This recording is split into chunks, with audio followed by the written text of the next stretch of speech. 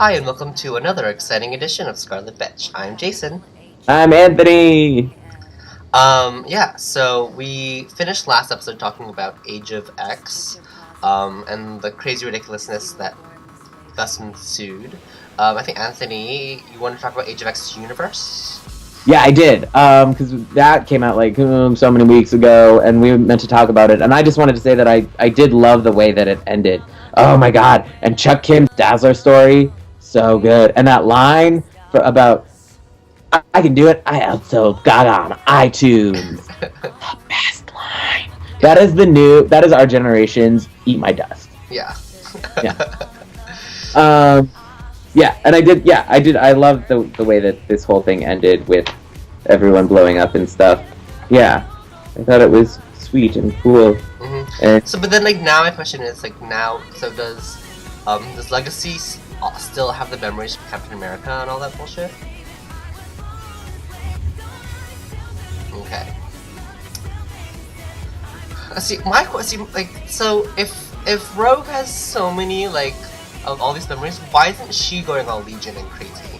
right? I'm like, so you fixed Legion and messed up Rogue the same way.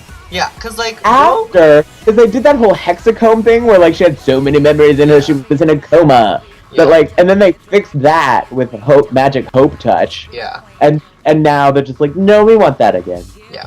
No. Yeah. And the thing is, Rogue was actually becoming a stable and decent and interesting character. She's been really boring for a really long time, and now she's just crazy again, and evidently into daddies. So.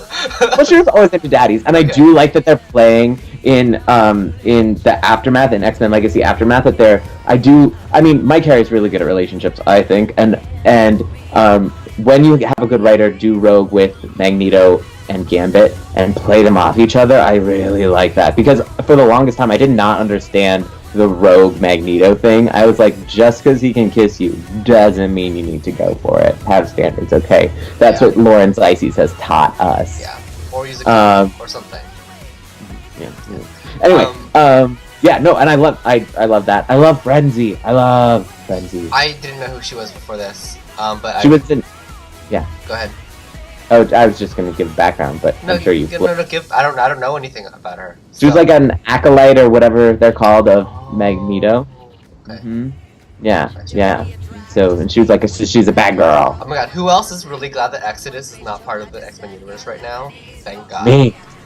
Fuck Exodus. What was it with the 90s and just what we're gonna do? We're gonna make this really bad, costume design. That was so fucking weird. It was that is the legacy of Rob Lee. It's like Doctor Strange fucked Lady Gaga, fucked the Thing, and that was Exodus. It was really bizarre. Yeah. Except bad. Yeah. Yeah. That's over. And back in New Mutants, they're bringing back that guy that I didn't like, also from the 90s, Nate Gray, but I think they're going to do it in a cool way. Yeah. Interesting. I thought I also picked up the latest trade of Irredeemable. Yeah, and I've been catching up with that stuff, and I thought it was interesting how there's evidently what you do with people who are too powerful to for their own good, you put them into psychic fugues, because that's what they're doing to Nate Gray and the Plutonian. Okay, so that's I mean, that's what they did in Age of X too. Yeah, that's what you do. But X Factor came out a while ago, and we were left with the big stunner that Power, what's his name? Strong Guy got shot in the chest by Ballistic. Ballistique. I can't remember. Ballistique. Nicole. Or Noel. Noel? Is his name Noel? Yeah. I don't remember. But yeah, so Ballistique shoots him in the chest, and he gets hurt, which is a big surprise because Power, his whole thing is that he absorbs kinetic energy, so he shouldn't be able to be hurt by bullets. But then they're physical bullets that M can turn around with her telekinesis. Yeah, right? What? I thought they were magic psychic bullets or something, or... Yeah. It doesn't make any sense. No sense. Maybe dimes, but no sense. And then he gets magically fixed, by Layla Miller, whose powers are now just magic Deus Ex Machina. Yeah. So just whatever. So like she doesn't. They had that plot point where they explained how she knows stuff, but now she still knows stuff, even though she shouldn't still know stuff unless her future self is going to give her more memories. Her future self, and she has those doom things, and she brings Strong Guy back to life. I've stopped really trying to figure out X Factor. About her. I love that Layla Miller's like, we're never gonna know Layla Miller. Yeah. I just don't as long as Peter David's got his claws, he's gonna take that stupid plot device character and just make her the most fucked up mystery in the entire Marvel universe. Yeah, I just think that X Factor should be a book with like Monet, Shatterstar, Richter, and Jamie. Like that's like all I really need in this book. It's kind of true. They're kind of the core. Yeah, but I mean, but that's the thing. Like Peter David does some badass soap opera, and like you need characters for soap opera. Yeah. Speaking of soap opera, Siren needs to get a grip. Like she's like. Right. I mean, a little loose. At the same time, like screws. My goodness. I feel like that's kind of the way you gotta play her. Yeah, fair enough. Speaking of loose women, Birds of Prey came out. Thank God, whoever at DC finally got a decent artist on this book. Thank God, because it was so bad. How's the issue? I didn't pick it up. I flipped through it in my comic book store, but I was too nervous to read it. Yeah, I'm not really. The villain is a little weird. I don't really understand who like the baddie in this story. Junior, it's like Ragdoll's daughter. But then there are also these two like twins who were like tortured by Junior or something like that, and are like serial killers or something like that. So I'm not really. Yeah, so I'm a little confused about why we need to take Junior down. Yeah, and or why Ragdoll can have a kid without genitalia. Yeah, that's another. I mean, it's probably a clone or something. Like it's like X-23. Amazing. Yeah, but I thought that we got a really fun, not fun, but like woohoo for more question because I didn't know what happened to Renee Montoya. So it's great that she's getting screen time. It's great that we have another lesbian running about. I've just noticed that just in looking at like our Scarlet Betch blog thing, I felt bad because I haven't been writing anything about the queer characters, but there hasn't been much news about queer stuff in comic books. I feel like in the past few months, there's just like not a lot going on. Last year was my super queer list would be huge, and this year, 2011, may be the year of the X-Men, but it is not the year of the queer. No, there's nothing, and we get there's little cameos like. No, Anoli and Bling were both pictured in adjective lists, but they didn't even have any lines. They didn't even get knocked unconscious. And actually, Anoli and Bling, I think, look exactly the same because Greg Land used the same photo reference for both of them. Well, to be fair, they're just one coloring difference apart anyway. Yeah. But some other stuff that I did really enjoy, what's her name? Zinda Blake, the pilot? Whatever, yeah. So, Blackhawk, Lady Blackhawk, she has some fun lines. Gail Simone really writes her well. I always forget that she's this, like, time-displaced person, but that really comes out in here, and cool. So that's fun. Yeah, so that's Birds of Prey. Nice, awesome. Oh, awesome. One last thing. So the last arc was the death of Oracle, and everyone's supposed to think that Oracle is dead, but yet and then there's a moment where Question is like, yeah, I'm sorry to hear about Oracle dying, and like Huntress is like, yeah, thanks for consoling me. But then when what's her face? When Huntress realizes that her teammates are in danger, she starts sprinting down the hallway being like, Oracle, get everyone out of the building! I'm like, you should come up with a different code name to call your secret boss, which is supposed to be dead. Because you just blew that for everyone in the hallway. Just saying. That's hilarious. Yeah, that Death of Oracle thing. What? Stop. Stop. Don't even. Yeah, right. We're all adults with brains. Come on. So Anyway. did you want to talk about something? Yeah, Dakin. His crossover with X-23 ended, and it was awesome. And they had this like really touching moment when they were exploding and talking about their feelings. Then at the end, we found out that Dakin didn't actually care at all about his feelings, and he's still. I hate they like we're gonna set Dakin off to be as a nuanced and interesting character. And, like no, he's still just Really? Because I do think he's conflicted. Like I really liked his rapport with X-23 and how he was like, why don't you seek out the power that you have? And she said that she has the power, so why is she she's not interested in getting any more. And her question to him was, and so she wants to build her humanity and things like that, the things she is low on. And her question to him was, you have so much power, like you have this amazing healing factor, we just survived a bomb explosion, you have these giant killing claws, you can kill anything and everything, like you have power, why are you trying to get more? Like you already have it all, and why aren't you trying to build your relationships and things like that, and your life, and I think he just kind of left it. I love the way that he will interact with someone and then turn around and be so two-faced about it, and so he seemed like he was chewing it over, and you were like, oh, boyfriend, oh, whatever, oh, cute. And then he turned around and was like torturing the guy who they had killed, but like he had injected himself with a healing factor, so now he like, kind of has a healing factor, but kind of doesn't. So he's like this shapeless mess, and he's like, it's gonna be awesome torturing you. And then he was like, life is good, and he gave a lollipop to a little boy. I was like, okay! And I read the solicits for his next storyline, and I'm like, this isn't going to suck!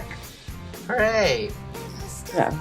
So I like Dakin, and I liked X-23's interaction with him, and I love Marjorie Liu's writing, even though it's so minimalist, but it's so good. And I'm very happy. And Batgirl was cool. Yes, Batgirl was cool. Great cover by Dustin Yuen. Love his watercolors, and I am jealous that you can do watercolors that this good. Like, that stained glass window is awesome. Right? It's like Vincent and Go having made everything with crayons. Yeah. But yeah, so, I am not really caught up on Batgirl. I feel like I missed an issue, yeah. But I feel like they probably just jumped, because like Batgirl is on my pull list, and I always get Batgirl, but yeah. I also love that she's like on her own. She's really grown up. Yeah, she's really, really grown up. I am a little glad that Proxy's out of the picture, because I was like, I don't really know why you're here, and you're just like, I'm kind of happy that they're gonna fix. I don't want to say that. I was gonna say I'm happy that they're gonna like fix her spine. Yeah. Because like that's Oracle's territory. But like no, it's just the fact that she's so they like made her Oracle. Yeah. Are exactly the same. I want some kind of difference. I don't care if that, because it's nice having like disabled superheroes. Did you see on Free Comic Book Day that thing Scorpion about the kid in the superpowered wheelchair? No. I almost got it, but then I went for the hipster comic from Oni Press. Was it worth it? I think so. They were cute. I felt like a better hipster. Yes, I think that's all I have to talk about. Do you have anything? Yeah, I'm talked out. I also got Swamp Thing. That was cool. Free Comic Book Day. Swamp Thing. I love it. Oh, so I just wanted to quickly talk about Thor the movie. Have you seen Thor? Yes. Yes. Any quick thoughts? I posted that review from Video Gum that Godsauce did that I thought was really good. Because I came out of that movie and I was like, what? Like, that is A, not my favorite superhero movie. B, I don't think it is, like, a consummate superhero movie. I'm fine with you, movies, I think, should be well-rounded films. But, like, I understand that, like, sometimes you want to make Too Fast, Too Furious, which is, like, just about cars blowing up and running really fast. And, like, if you do that, if you make a consummate, like, plain action movie, I'm cool with that. I feel like Thor was just a superhero movie, but not a really good superhero movie. But it was awesome and fun to watch. So fun to watch. So many muscles. I love the muscles. There was only one scene. Should have been more. Yeah. But God Sauce was like pointed out that like the emotions, like the actions didn't really click with the emotions the characters were feeling, and like Loki, like he started out good and made sense, and then he was like this crazy person who just did things to move the plot forward, and was like, well, actually, I don't agree with that assessment at all. Yeah, you loved it. I thought Loki. I mean, like, there was a lot of problems with the film. I thought the relationship between Natalie Portman and Chris Hemsworth, or Jane Foster, which is a horrible name, Jane Foster. They're like, how do we make her sound really smart? Jane Foster. Between James Foster and Thor was rushed and didn't feel genuine, and we're never really clearly sure what she was actually studying. She's like, "Oh, I'm an astrophysicist, but I'm also chasing storms," because that makes sense. I mean, having dated astrophysicists, I feel like that makes sense. Like, they have to go out into the desert and look at the sky all the time. Like, that's their job. Yeah, so whatever.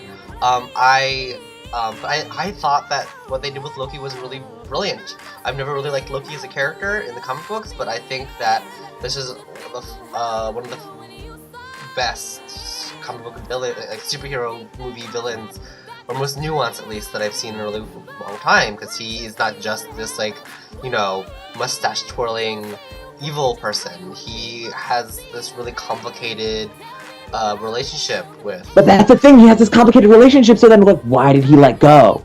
I didn't understand that. Because that's the thing. I think he let go because he couldn't face his father. He couldn't face the fact that he couldn't face his father's disapproval. Okay. I feel like, yeah. But I feel like he wasn't going to. Like, his family was clearly going to be accepting of him. But I guess I was also approaching that from, like, in the Norse mythology, like, everyone is still friends, even though they all hate each other. That's true. So I was just like, Loki, you're just going to be friends with everyone. Come on. Ooh. Speaking of Norse mythology, some people were upset about, like, the racial casting of some of the Asgardians. Like, you can't get mad at us for, for doing Avatar The Last Airbender, so like, we should be equally mad that, there are, like, cross-racial casting for the Asgardians, which are clearly, like, Norse. So I hear that. My first reaction is like, no, that's totally not right. And so my objection to the cross-racial casting was not that it was cross-racial. My objection to the casting was that it was bad.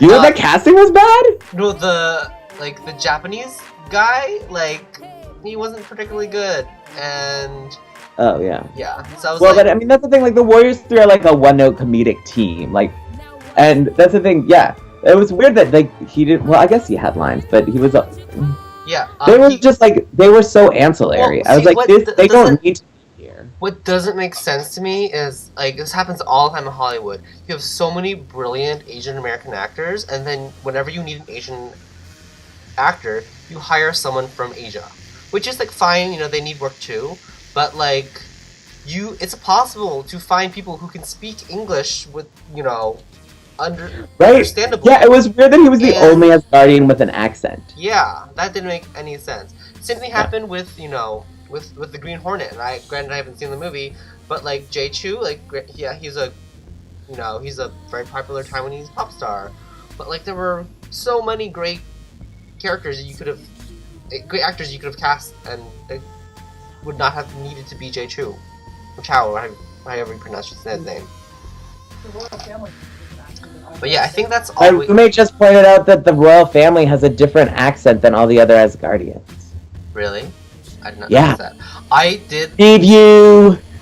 did enjoy how Thor's mom actually killed someone and used an axe and wasn't a useless person. So that was awesome. I wanted her to be way more badass and, like, have an actual fight scene. Mm-hmm. Like Trinity in the Matrix, but So I think that's all we have time for in this episode.